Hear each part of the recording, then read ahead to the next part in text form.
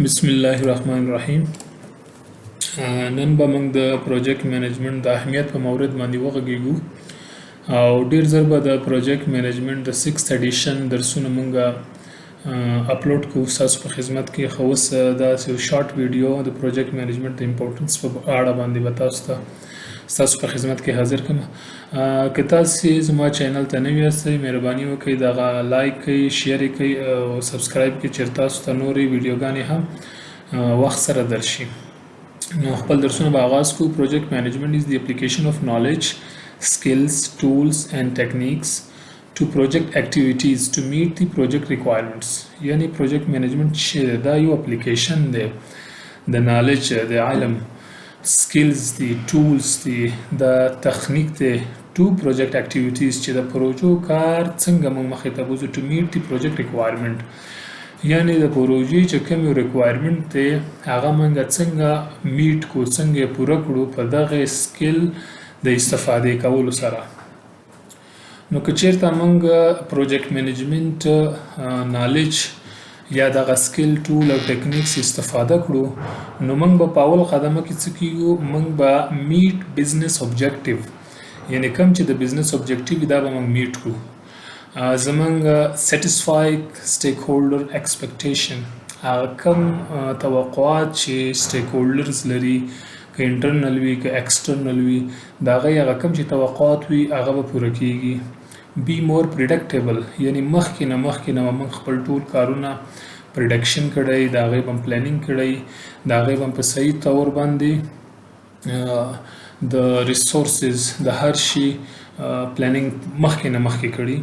increase chances of success، یعنی هر هغه کار چې موږ کوو، که دا پروژه ده، که کوم جوینټ وینچر وي، که هر شی وي، نو د هغې موږ دومره پلانینګ د هر انګل نه کړی وي چې زموږ د پروژې د سکسس چانسونه مخکې موږ ته معلومیږي او مخکې موږ ته زموږ پروجیکټ سکسس ښکاري. deliver the right product at the right time and the right place، یعنی معلومه خبره ده که کوم پروډکټ یا کوم سرویس موږ ورکوو چاته، چا نه ما پروژه اخیستې وي یا هغه کار وي، نو هغه به موږ په کوم وخت چې ورته معین شوی، کوم وخت چې سټیک هولډر ورته ټاکلی، په هماغه ټایم کې په هماغه وخت کې به موږ ته لاسته راځي. resolve problems and issue، یعنی دې کې چې کوم مشکلات راځي، کوم پرابلمز وي، کوم ایشوز وي، دغه ټول شیان موږ مخکې په پروجیکټ منیجمنت کې موږ پریډکشن د دې کړی وي، لکه ریسک منیجمنت پلان شو، هغې نه کنسټرین شولو، هغې نه پس فاینانشل ایشوز شولو، زموږ سکوپ شو، سټیټمنټ آف ورک شو. دا څه کارونه چې دي دا ټول موږ مخکې آیډنټیفای کړي وي، موږ په پلانینګ کړی وي، موږ موډل چک کړی وي، بعد د هغې نه موږ خپل ایگزیکیوشن کوو. نو دا د پروجیکټ منیجمنت اهمیت دی، یعنی چې د دې پروژې د دې ټولز او ټیکنیکس استفاده د پروجیکټ منیجمنت استفاده کولو ضرورت چې نو ضرورت دا و. دا هم هماغه تیر سلایډ مخکې آغاز دی، کنټینیو ده. نو ریسپونډ ټو ریسک ان ا ټایملی مینر، یعنی هغه ریسکونه چې کوم دغه کېږي هغې نه موږ وخت مخکې به ورته تیاري نیولي، او که کله هغه ریسک اوکر کېږي نو موږ به د هغې رسپونس پرومپټلی کوو. optimize the use of organization resource، هغه د ارګنایزیشن چې کوم ریسورسز دي، کمین دی، پاور دی، ماشینری د هر شی چې ده هغه به موږ په ښه شکل باندې یوټیلایز کوو. identify recover or terminate failing projects، موږ به مخکې پروجیکټ که چېرته موږ ته بینیفټ پکې نه وي، زموږ دپاره افیشنټ نه وي، نو موږ مخکې هغه پریډکشن ورته کوو، ایدر موږ ټرمینیټ کوو، فیل کوي که زموږ په ګټه نه وي. مینیج کنسټرینټس، لکه مخکې چې ما ویلې کنسټرینټ دا یو ډېر غټ بحث دی، خو دا د شارټ ویډیو کې به تاسو ته ځکه شیر کوم لکه معلومات. سکوپ، یعنی کوم سکوپ چې زموږ کوم ځای کې موږ کار کوو، کوالټي به څنګه وي، سکیجول، کاسټ، ریسورسز. اوس مثلا د تاسې یو آسان اگزامپل ورکوم، که یوه کوټه تاسې جوړوئ، هغې باندې یو مزدور لګیږي، یو ګلکار وي، نو دغه 2 نفره تاسو ته یوه کوټه په 3 ورځو یا 4 ورځو کې جوړوي، نو دا معلومه خبره ده چې خښتې به هماغومره لګېږي، سیمټ شګه دا شیان به هغومره لګېږي، خو دې کې څه کېږي، دې کې به ټایم به ډېر لګېږي، 4 ورځې یا 5 ورځې. نو موږ که غواړو چې دا ټایم راکم کړو، یعنې یو کنسټرین موږ مینیج کړو، نو موږ نه بل کنسټرین دغې ته ځي. که موږ ټایم را لنډ کړو چې نه موږ دا 2 ورځې کې غواړو، نو موږ به څه کوو، دلته به موږ 2 دانې مزدوران یا 2 دانې ګلکاران، 1 دانه مزدور یا 3 دانې ګلکار، 2 دانې مزدوران داسې به وکړو. نو موږ څه کوو، موږ ته 1 ورځ کې دا کوټه جوړولی شي دی. یعنې دا د کنسټرین یو ساده مثال و. نو موږ په پروجیکټ منیجمنت کې اهمیت د دې یعنې همدغه دی چې موږ کنسټرین مخکې نه مخکې خپل مینیج کولی شو.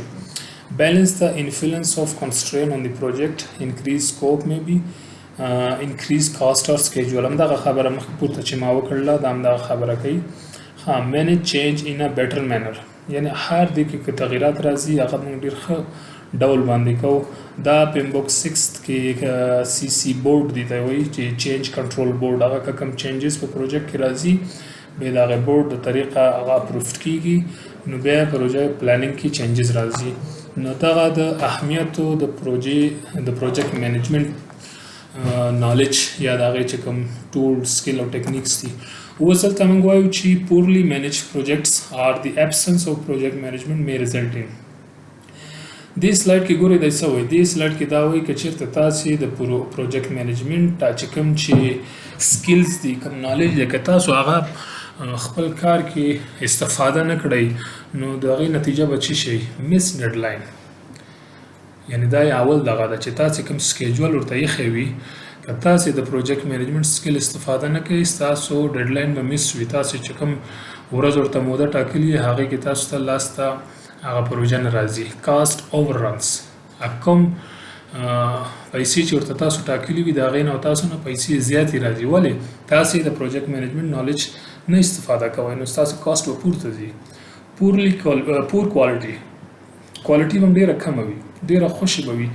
ری ورک کېدای شي تاسې باندې کار بیرته بیا وکړي، ولې؟ هماغه شی سټیک هولډر ایکسپیکټیشن بل شی وي، تاسې بل شی جوړ کړی وي، نو تاسو مجبوره سئ بیا ری ورک وکړئ، دوباره هغه کار وکړئ. انکنټرولډ ایکسپنشن آف پروجیکټ، یعنې تاسې د پروجیکټ ایکسپنشن نشي کنټرولولی. لاس آف ریپوټیشن فار د ارګنایزیشن، ستاسو د ارګان کوم چې ګوډ ویل دی، برانډ دی، نو دغه شیونه دا د منځه ځي، ستاسو ریپوټیشن خرابېږي. انسیټسفاید سټیک هولډرز، ستاسو چې کوم سټیک هولډرز دي، که انټرنل دي که ایکسټرنل دي، نو که کمپیټیټرز دي هغې کې تاسې څه کېږي، هغه انسیټسفاید کېږي، ستاسو د ارګنایزیشن reputation چې د لاندې ولګي. failure in achieving the objective for which the project was undertaken. نو هغه کوم مقصد لپاره چې دا پروژه انیشیټ شوې وه هغه مقصد هم تاسو ته لاسته نه درځي. یعنې دا هغه خبرې دي وایي که چېرته تاسې د پروجیکټ منیجمنټ نالج استفاده نه کوئ، نو تاسو دغې خبرو سره مخ کېږئ.